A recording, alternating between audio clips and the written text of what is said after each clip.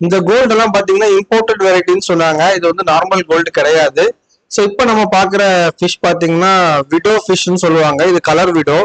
அதுக்கு அடுத்தது பாத்தீங்கன்னா நம்ம கோழி கப்பு மாஃப் எல்லாம் பாத்தீங்கன்னா பேர் வந்து 150 rupees பண்றாங்க. இது வந்து ப்ளூ மாஃப். அதுக்கு முன்னாடி பார்த்தது வந்து ஆரஞ்சு மாஃப். ஸோ இது வந்து ப்ளூ மாஃப் வந்து 120 rupees பேர் பண்றாங்க. ஸோ பாருங்க, இது எல்லாமே பாத்தீங்கன்னா கடி வெரைட்டிஸுங்க. கடி வெரைட்டிஸை நம்ம எப்பவுமே செப்பரேட்டா தான் போடணும்.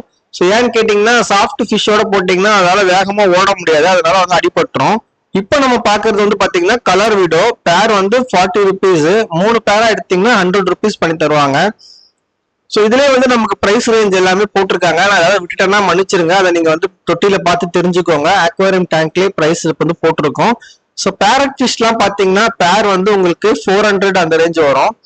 ஸோ அதுக்கு அதிகமாகவும் வச்சிருக்காங்க. ஸோ நம்ம போய் கேட்டு வாங்குறது பெஸ்ட். இதுல